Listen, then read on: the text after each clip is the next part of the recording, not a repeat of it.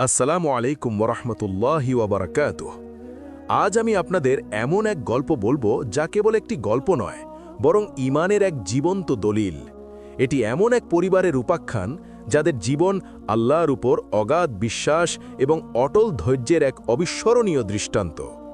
আপনারা যারা জীবনের কঠিনতম মুহূর্তে হতাশায় নিমজ্জিত হন, যারা ভাবেন সব পথ বন্ধ, তাদের জন্য এই কাহিনী এক নতুন দিগন্ত উন্মোচন করবে। প্রতিটি শব্দ, প্রতিটি ঘটনা আপনাদের হৃদয়ে এমন এক আলো জ্বালিয়ে দেবে। এই গল্প শুধু শোনার জন্য নয়, অনুভব করার জন্য। এটি আপনাদেরকে ভাবাবে, কাঁদাবে এবং সর্বোপরি আল্লাহর প্রতি আপনাদের বিশ্বাসকে আরও সুদৃঢ় করবে। ঝড়ের পূর্বাভাস। মোহাম্মদ ইউসুফ একজন সৎ ও পরিশ্রমী ব্যবসায়ী। তার ছোটখাটো একটি কাপড়ের দোকান ছিল শহরের প্রাণকেন্দ্রে। সকাল থেকে রাত পর্যন্ত তার জীবন কাটত দোকানের হিসাব নিকাশ আর ক্রেতাদের সাথে কথা বলে। তার স্ত্রী খাদিজা ৩ সন্তান নিয়ে ঘর সামলাতেন। তাদের বড় ছেলে আহমদ, বয়স ১২, মেধাবী এবং শান্ত স্বভাবের। ছোট ২ মেয়ে ফাতিমা ও আয়েশা এখনও স্কুলে যায়নি। ইউসুফের আয় নিয়ে তাদের সংসার ভালোই চলত। অভাব না থাকলেও বিলাসিতা তাদের জীবনে ছিল না। তারা অল্পে তুষ্ট এক সুখী পরিবার। তাদের জীবনের মূল ভিত্তি ছিল আল্লাহর প্রতি অবিচল আস্থা এবং রসূলুল্লাহ সাল্লাল্লাহু আলাইহি ওয়াসাল্লামের সুন্নার অনুসরণ। প্রতি ওয়াক্ত নামাজ, কোরআন তিলাওয়াত আর আল্লাহর পথে দান সাদাকা ছিল তাদের নিত্যদিনের সঙ্গী। একদিন ইউসুফের দোকানে এক নতুন ক্রেতা এলেন। তার নাম ইসমাইল। ইসমাইল নিজেকে একজন বড় ব্যবসায়ী হিসাবে পরিচয় দিলেন এবং ইউসুফের দোকানের কাপড় দেখে মুগ্ধ হলেন। তিনি ইউসুফকে একটি বড় অর্ডার দিলেন, যা ইউসুফের মাসিক আয়ের প্রায় দ্বিগুণ। ইউসুফ প্রথমে কিছুটা দ্বিধায় পড়লেন, কারণ এত বড় অর্ডার সামলানোর মতো পুঁজি তার ছিল না। কিন্তু ইসমাইল তাকে আশ্বস্ত করলেন যে তিনি অগ্রিম কিছু টাকা দেবেন এবং বাকিটা কাজ শেষ হবার পর পরিশোধ করবেন। ইসমাইলের কথায় ইউসুফ ভরসা পেলেন। তিনি ভাবলেন হয়তো আল্লাহ তার জন্য রিজিকের নতুন দরজা খুলে দিচ্ছেন। ইউসুফ তার স্ত্রীর সাথে পরামর্শ করলেন। খাদিজা বললেন, দেখুন, এত বড় ঝুঁকি নেওয়া কি ঠিক হবে? আমাদের তো এত পুঁজি নেই। যদি কিছু ভুল হয় তাহলে আমাদের সব শেষ হয়ে যাবে। ইউসুফ খাদিজাকে আশ্বস্ত করে বললেন, আল্লাহর উপর ভরসা রাখো। তিনি যা করেন ভালোর জন্যই করেন। ইসমাইল সাহেব তো অগ্রিম টাকা দিচ্ছেন, আর আমি তো তার দোকানে গিয়ে সব যাচাই করে এসেছি। মনে হচ্ছে আল্লাহ আমাদের জন্য এক নতুন পথ খুলে দিচ্ছেন। খাদিজা স্বামীর কথায় সায় দিলেন, যদিও তার মনের কোণে এক সূক্ষ্ম ভয় থেকেই গেল। ইউসুফ ইসমাইলের দেওয়া অগ্রিম টাকা দিয়ে নতুন কাপড় কিনলেন এবং কারিগরদের দিয়ে দিন-রাত কাজ করিয়ে অর্ডারটি সময় মতো প্রস্তুত করলেন। ইসমাইল এসে কাপড় দেখে খুব খুশি হলেন এবং ইউসুফকে প্রশংসা করলেন। তিনি বললেন যে বাকি টাকা তিনি ১ সপ্তাহের মধ্যে পরিশোধ করে দেবেন। ইউসুফ আল্লাহর শুকরিয়া আদায় করলেন। তার মনে হলো তার পরিশ্রম সার্থক হয়েছে। কিন্তু ১ সপ্তাহ পেরিয়ে গেল। ইসমাইলের কোনো খবর নেই। ইউসুফ তাকে ফোন করলেন, কিন্তু ফোন বন্ধ। তিনি ইসমাইলের দোকানে গেলেন, কিন্তু দোকান তালাবদ্ধ। প্রতিবেশীরা বললেন ইসমাইল নাকি কয়েকদিন আগেই সব গুটিয়ে চলে গেছেন। ইউসুফের মাথায় যেন আকাশ ভেঙে পড়ল। তার সারা জীবনের সঞ্চয়, যা তিনি এই অর্ডারে বিনিয়োগ করেছিলেন, সব শেষ হয়ে গেল। তিনি নিঃস্ব হয়ে গেলেন। খাদিজা যখন এই খবর শুনলেন, তখন তিনি বাকরুদ্ধ হয়ে গেলেন। তাদের ৩ সন্তান, তাদের ভবিষ্যৎ, সব যেন এক অনিশ্চিত অন্ধকারে ডুবে গেল। আহমেদ, যে কিনা তার বাবার কষ্ট বুঝতে পারছিল, সে তার মায়ের হাত ধরে বলল, মা, চিন্তা করো না, আল্লাহ আমাদের সাথে আছেন। খাদিজা তার ছেলের দিকে তাকিয়ে এক বুক দীর্ঘশ্বাস ফেললেন। তার মনে হল এই ছোট্ট ছেলেটি তার চেয়েও বেশি ঈমানদার। ইউসুফ হতাশায় ভেঙে পড়লেন। তিনি দিনের পর দিন ঘরে বসে রইলেন। তার দোকানে তালা ঝুলতে লাগল। পাওনাদাররা এসে ভিড় করতে শুরু করল। তাদের সম্মান, তাদের প্রতিপত্তি, সব যেন এক মুহূর্তে ধুলোয় মিশে গেল। খাদিজা এই কঠিন সময়ে ইউসুফের পাশে দাঁড়ালেন। তিনি তাকে সান্ত্বনা দিলেন, আল্লাহর উপর ভরসা রাখুন। তিনি আমাদের পরীক্ষা করছেন। এই পরীক্ষা থেকে আমরা অবশ্যই উত্তীর্ণ হব, ইনশাআল্লাহ। খাদিজা ইউসুফকে নামাজ পড়তে, কোরআন তেলাওয়াত করতে উৎসাহিত করলেন। তিনি নিজেও আল্লাহর কাছে ২ হাত তুলে দোয়া করতে লাগলেন। একদিন ইউসুফ মসজিদে নামাজ পড়তে গেলেন। নামাজ শেষে তিনি একাকী বসে আল্লাহর কাছে নিজের দুঃখের কথা বলতে লাগলেন। তার চোখ থেকে অঝরে পানি ঝরছিল। এমন সময় একজন বৃদ্ধ আলেম তার পাশে এসে বসলেন। তিনি ইউসুফের কাঁধে হাত রেখে বললেন, বাবা, কি হয়েছে তোমার? এত ভেঙে পড়েছ কেন? ইউসুফ তার সব কথা খুলে বললেন। আলেম সাহেব মনোযোগ দিয়ে সব শুনলেন এবং বললেন, শোনো বাবা, আল্লাহ যখন কাউকে ভালোবাসেন তখন তাকে পরীক্ষা করেন। এই পরীক্ষা তোমার ঈমানকে আরও মজবুত করবে। তুমি ধৈর্য ধরো এবং আল্লাহর উপর ভরসা রাখো। তিনি অবশ্যই তোমাকে এই বিপদ থেকে উদ্ধার করবেন। আলেম সাহেবের কথাগুলো ইউসুফের মনে এক নতুন আশার সঞ্চার করল। তিনি মনে মনে প্রতিজ্ঞা করলেন, তিনি আল্লাহর উপর থেকে বিশ্বাস হারাবেন না। তিনি ধৈর্য ধরবেন এবং এই কঠিন পরিস্থিতি মোকাবিলা করবেন। ধৈর্যের চরম পরীক্ষা। আলেম সাহেবের সেই প্রবোধবাণী ইউসুফের কানে বারবার প্রতিধ্বনিত হতে লাগল, কিন্তু বাস্তবতার নিষ্ঠুর আঘাত তাকে স্বস্তি দিচ্ছিল না। পাওনাদারদের চাপ দিন দিন বাড়তে লাগল। বাজারের পরিচিত মুখগুলো এখন তাকে দেখে মুখ ফিরিয়ে নেয়। যে দোকানে একসময় মানুষের ভিড় থাকত, আজ সেখানে শ্মশানের নীরবতা। ইউসুফ বাধ্য হলেন তার দোকানের অবশিষ্ট মালামাল পানির দামে বিক্রি করে দিতে, যাতে অন্তত কয়েকজন পাওনাদারের দেনা মেটানো যায়। কিন্তু তাতেও ঋণের বোঝা সামান্যই হালকা হল। সংসারে অভাবের ছায়া আরও দীর্ঘ হল। একদিন বিকেলে ঘরে ফিরে ইউসুফ দেখলেন ছোট মেয়ে আয়েশা ক্ষুধার জ্বালায় কাঁদছে। খাদিজা চুলার পাশে বসে খালি পাতিলের দিকে তাকিয়ে চোখের পানি মুছছেন। ঘরে এক দানা চালও নেই। আহমেদ তার ছোট বোনকে শান্ত করার চেষ্টা করছে, কিন্তু তার নিজের চেহারাও ফ্যাকাশে হয়ে গেছে। ইউসুফের বুকটা ফেটে যাচ্ছিল। তিনি এক অসহায় পিতা, এক ব্যর্থ স্বামী হিসেবে নিজেকে ধিক্কার দিচ্ছিলেন। সেই রাতে ইউসুফ জায়নামাজে বসে আল্লাহর কাছে অঝরে কাঁদতে লাগলেন। হে আল্লাহ, আমি জানি তুমি পরীক্ষা করছো, কিন্তু আমার ধৈর্য যে ভেঙে পড়ছে। আমার সন্তানদের এই কষ্ট আমি সইতে পারছি না।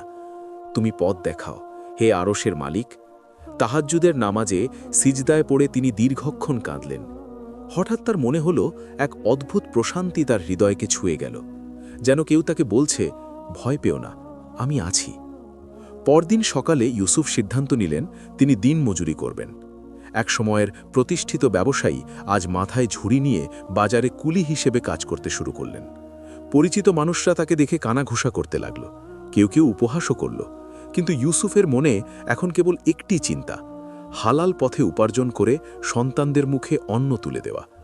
সারাদিন হাড় ভাঙা খাটুনির পর সন্ধ্যায় যখন তিনি সামান্য কিছু টাকা নিয়ে ঘরে ফিরলেন, তখন খাদিজার চোখে পানি টলমল করছিল।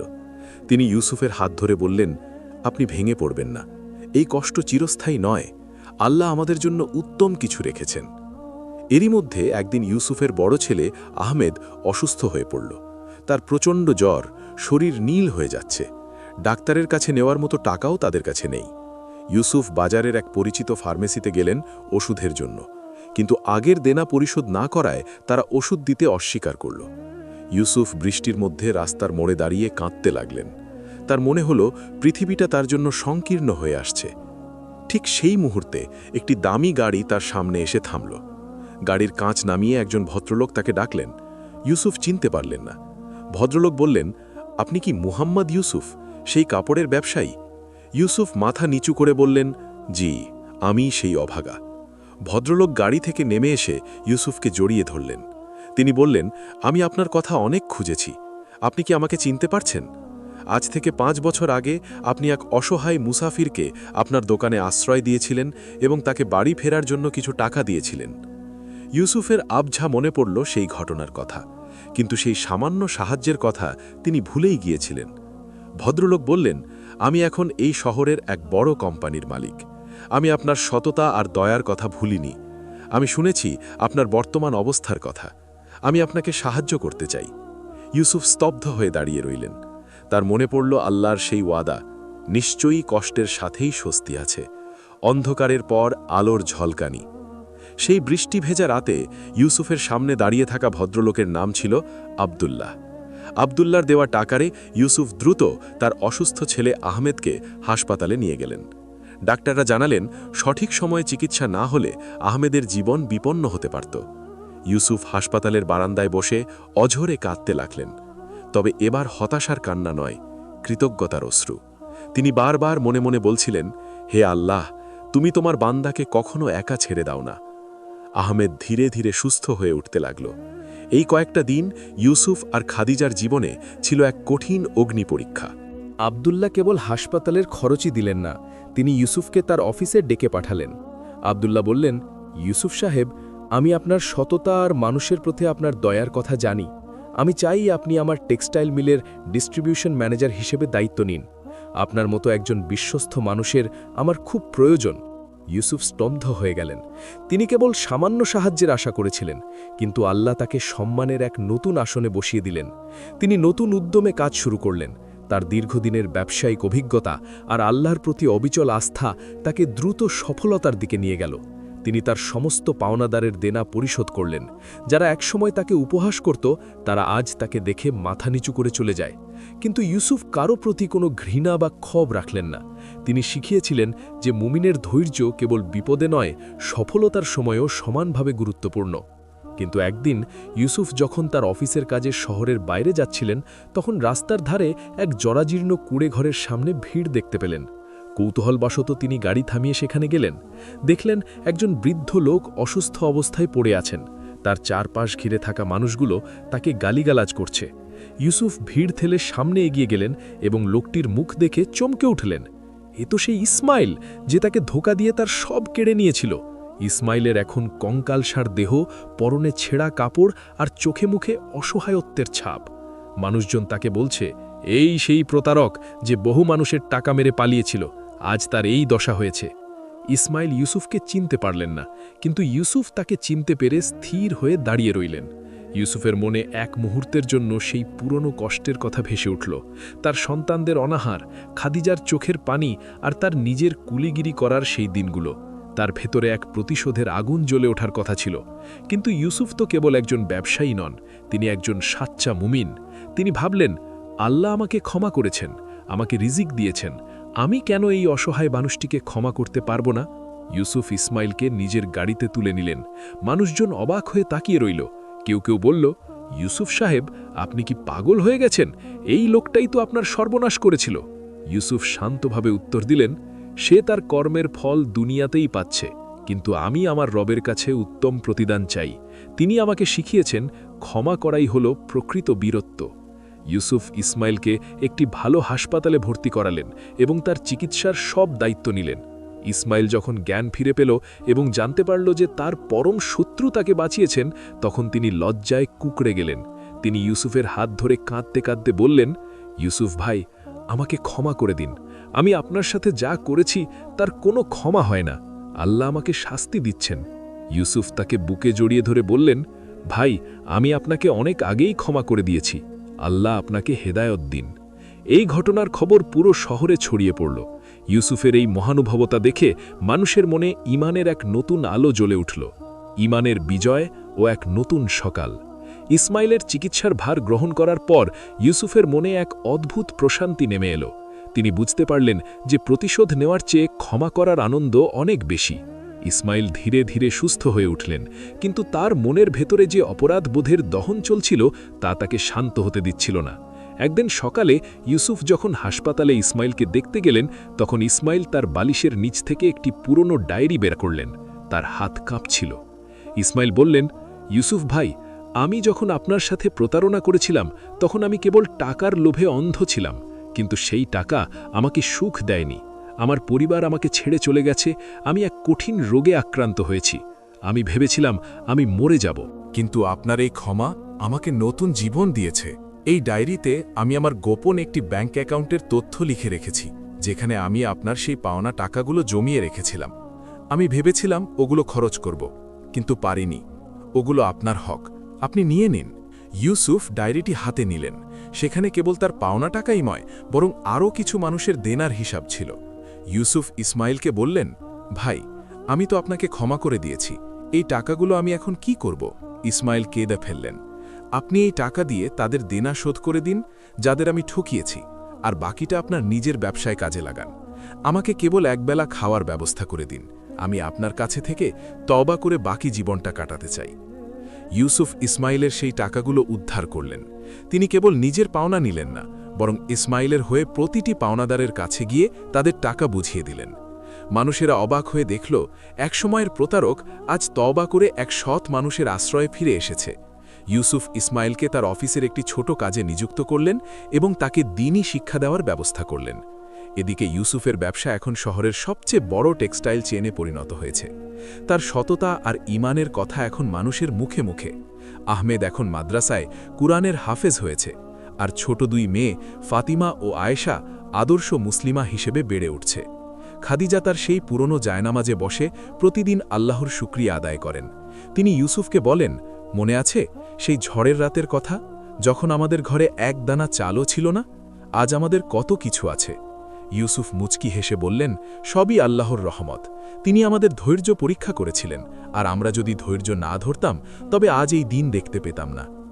ইউসুফ একদিন সেই পুরনো মসজিদে গেলেন যেখানে তিনি আলেম সাহেবের সাথে দেখা করেছিলেন। আলেম সাহেব এখন অনেক বৃদ্ধ, কিন্তু তার চেহারায় সেই নুরানি আভা এখনও বিদ্যমান। ইউসুফ তাকে জড়িয়ে ধরে বললেন, হুজুর, আপনার সেই কথাগুলোই আমাকে বাঁচিয়ে রেখেছে। আমি আজ বুঝতে পেরেছি আল্লাহর উপর বিশ্বাস থাকলে দুনিয়ার কোনো শক্তি মানুষকে পরাজিত করতে পারে না।